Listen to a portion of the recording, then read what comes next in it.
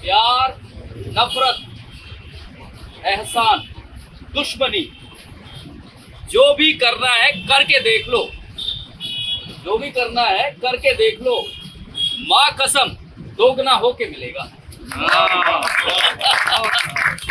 ये विद साहब का दरअसल शायद पता नहीं, बहुत सारे जो अम्बाला के और आसपास के लोग हैं वो तो जानते हैं कि ये जो दोस्तों की जो महफिल है, विद साहब के दोस्त हैं ये सारे, ये 40 साल से यहाँ लग रही है और ये अनवरत लग रही है।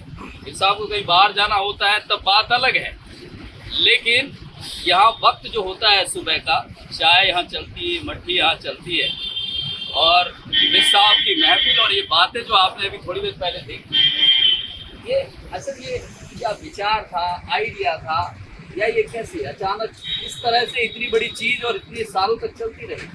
देखिए, मैं शहर का प्रतिनिधि हूँ और मैं सरे मदार हूँ।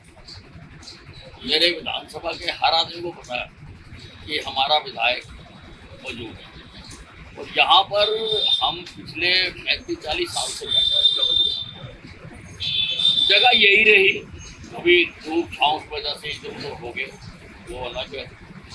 साथी भी कुछ जाते रहे, कुछ नहीं आते रहे।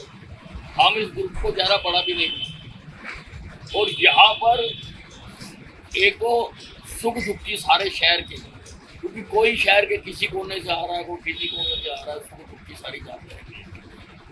कोई ऐसा काम हो उसका भी यहाँ पर पता लगता है। और फिर जो राजनीतिक कोई खबरें होती हैं वो भी सारे देख के आते हैं, पढ़ के आते हैं, और जो टॉप न्यूज़ होती है उसको हम यहाँ पर डिस्कस करते हैं। तो ये सिलसिला चल रहा है। बाकी सारा दिन तो काम कर रहे हैं, लेकिन ये एक घंटा बड़ी चीज है ये जो सर के चेहरे की जो चमक देख रहे हो, ये दरअसल ये महफिल का ही कारनामा है। ये जो आपकी ये क्लब की जो मेंबरशिप है वो मिलती कैसे है?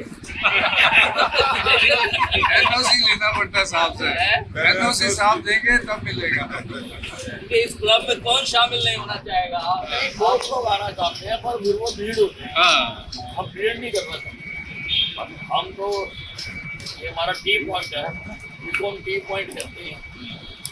सबसे बड़ी बात ये है कि कोरोना में जब पूरी तरह से लॉकआउट हो गया था, ये टी ग्रुप कब भी चला था। क्या बात?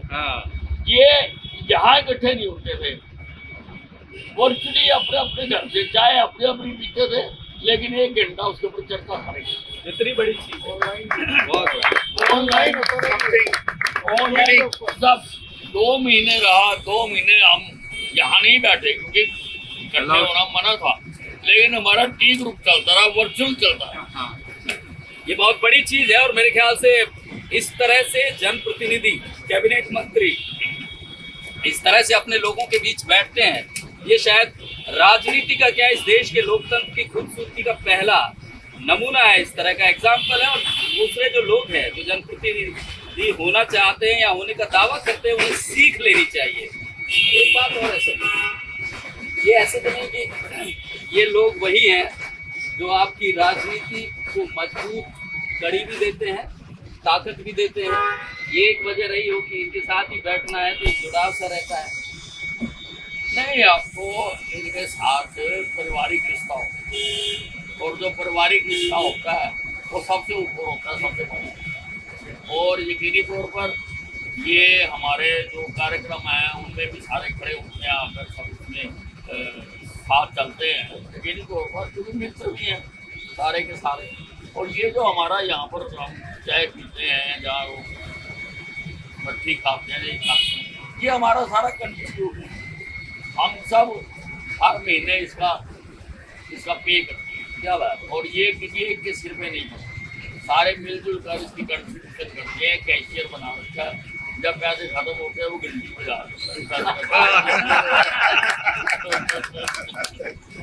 बहुत खूब साहब, इस तरह से ये सदियों तक चलता रहे, हमारी ये दुआ भी है और ख्वाहिश भी है। बहुत मजा आया, फिर मिलेंगे आपके क्लब से।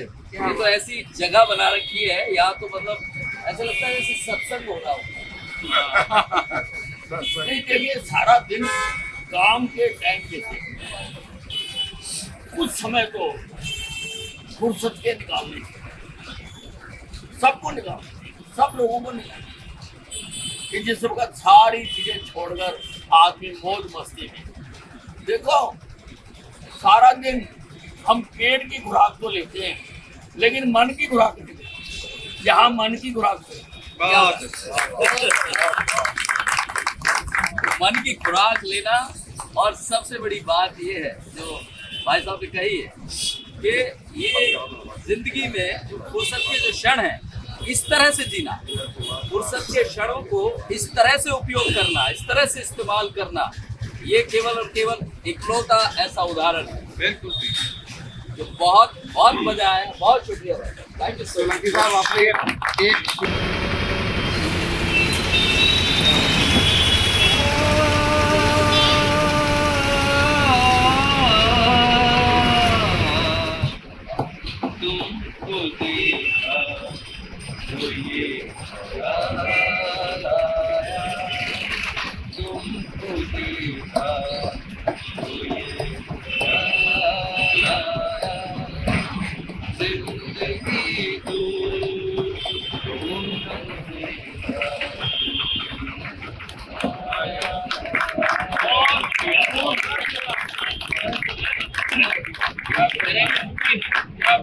एक गुजारिश है भाई साहब, मैं इंडियन हरियाणा का एडिटर हूँ। आप लोग ये भाई साहब कभी छपा हो तो ये जो महफिल है, ये जो क्लब है आपका, आप हमारे यहाँ आए तो आप कैमरे में डाल के ले जाओ। हमारे मजा आ जाएगा सर। मेरी बात सुनो, बाजार खुले हुए हैं, ट्रैफिक चल रहा है, गाड़ियां आ रही है जा रही है, और यहाँ मस्जिद में टिका तो वो तो बेहतरीन है, मेरा सौभाग्य की बात है।